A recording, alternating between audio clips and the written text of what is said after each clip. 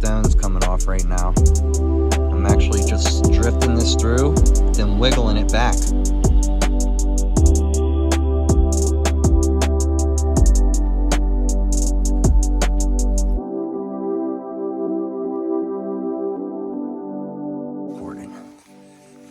All right, guys, Mariana Outdoorsman's Association here. And look at the size of that brookie. I mean, gigantor. On the mop. Wow. We're gonna get this big beast back in, and she's already off. Well, I found out what swinging wet flies mean now. Like, I'm swinging these pheasant tails. Might not be the right thing, but I am swinging these pheasant tails for these rainbows right now. I found the pattern that they want, and it is absolutely nutty. So, there he goes. Nice fight, thank you. Should have seen the guy I had on before him. Another moppy. Another moppy. What a beautiful golden rainbow. But MOA, guys, if you guys are trying to find some fish to fish for before first day of trout. Also, when the smallmouth and the summer comes. All right, let's get him back in, actually. There he goes. When the summer comes, guys, they stock catfish in here also. They stock catfish. There's smallmouth in here. Probably everything that comes from the river comes into here. I caught a couple of suckers already. So, yeah.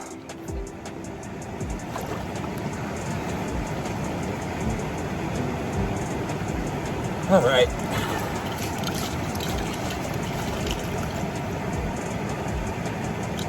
This reminds me of a creek that I know. Nice rainbow here, guys. Look at the pink on his cheek here. That is epic. What a fish. I'm gonna get him back in the water.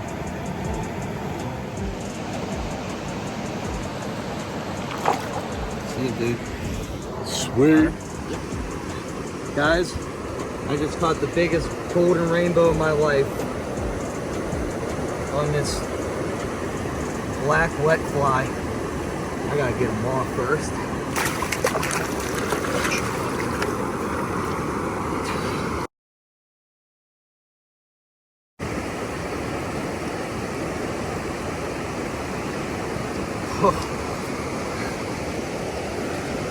That is absolutely amazing. Look at the marks on his head. Get real close to his head. Look at those marks. The cheetah print on the side. Get real close on that. All right, let's get him in. Let's get him in. What an absolute behemoth. Thank you so much, darling.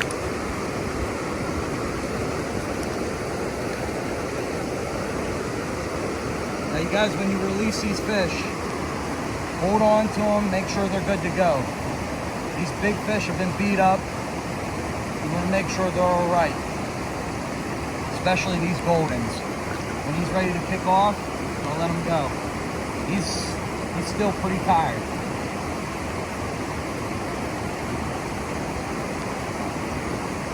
There he goes. Right like that. Thank you so much, Matt. Matt Willis, the second time he's been there for me during a Palomino. You're the man, Matt. Thanks, buddy. What I've been mainly using and at Mariana. A lot of guys have been asking me questions and what my setup looks like and all that kind of stuff. So here we go. You guys hear me talk about it a lot. It's a mott fly.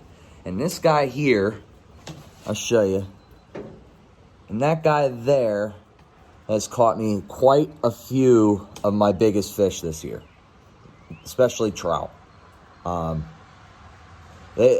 Just that collar, gold bead, and then you got your mott fly. It's made by Lively Legs. If you guys haven't checked them out, you need to go and buy some of them. Now I run a double rig. A lot of people. I see a lot of people using it, but I use a longer leader than normal. I think it really more or less lets this fly get down faster. I feel like you'll pick up your own way of style of fly fishing, or even fishing in general, how you like to do things. But for me, I really like the double rig. So I'll usually put like a squirmy wormy up top, maybe a weightless fly, a beadless fly.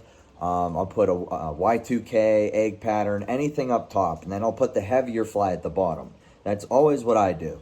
Don't get me wrong, like in my one video, I put a Y2K, and underneath I put a zebra midge.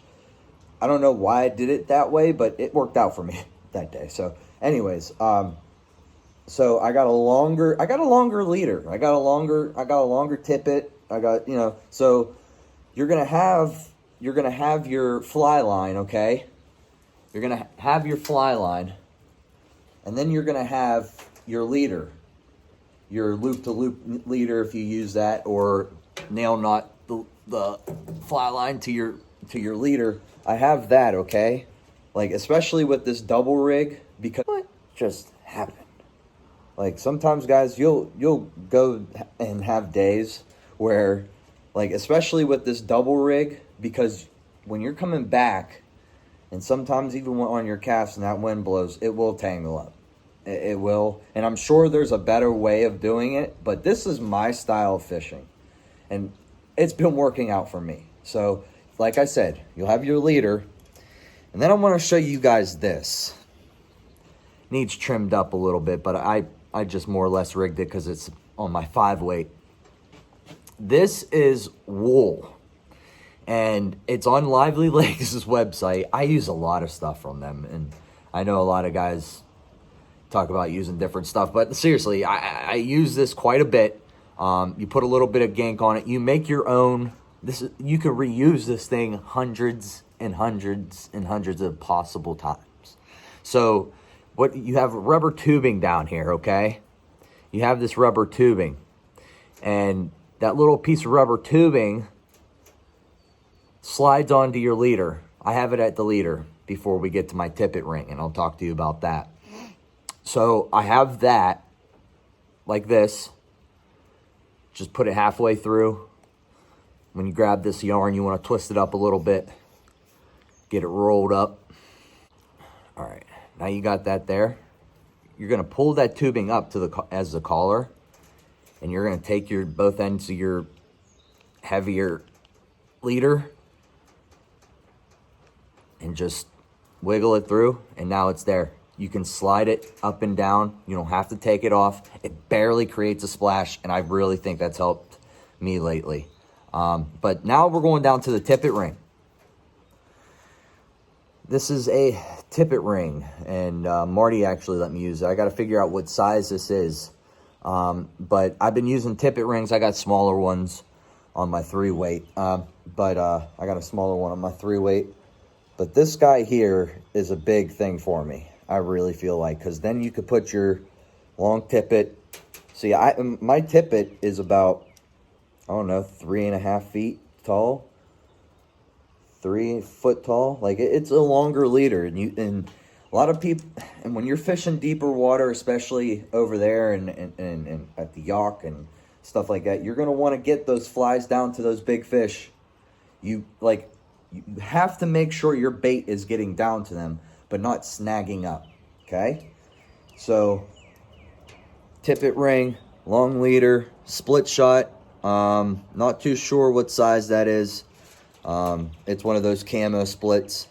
I believe size like maybe 6, something like that. I had a green weenie on there, and then I had my mop fly. And you know what, man? That has been producing for me tremendously. That big palomino you guys see me catch in today's video actually came off of a black wet fly. I believe Marty gave it to me, or wherever I got it, I found it or whatnot. Worked out great for me. So usually I run a 9-foot 5-weight, 5/6 weight. If I'm going to throw the 5-weight, lately I've been throwing the 3-weight. 3-weight's great. Yeah, so make sure to check out Marianne Outdoorsman's Association.com. I'll put their link down in the description below. Like I said, there's bass, there's carp, There's catfish in there too that they stock. There's plenty of things to get involved with, and you guys can camp out there. Man, there's just so much stuff, guys. You guys need to check it out. But yeah, that's what my setup is. I usually run a mop fly. Pheasant tails do really good. Flashback pheasant tails do really good. Yesterday, I was bringing it through the current, and then when it came down on the swing, I just slowly brought it back in, and I was getting crushed. Have no clue why. I'm still, I don't know if they're just keyed in on small bugs coming up to the surface or minnows maybe, and I don't know. It just, if anybody has any reason as to why those fish were hitting me on my way back in, like I was popping it back in, like that fly was underwater obviously, but I was flopping it back in. So if anybody can tell me, maybe down in the comment section below as to why. Appreciate everything lately, and especially the views. And yeah, if you guys like any of the videos, please hit that thumbs up button. It helps me a lot. It grows the channel, and it helps with, you know, different different algorithms that YouTube has. But yeah, hopefully this rain's gonna stop and I could go and fish for some smallmouth, because it's time. Next weekend's opening day of trout, okay? I think that's that's a whole different conversation. But we're gonna head up the mountains with Marty, Dan, and a few other guys. There's a bunch of good dudes there. But yeah, it's gonna be a good time. We're all gonna go up there for first day and see what we can do. So, all right.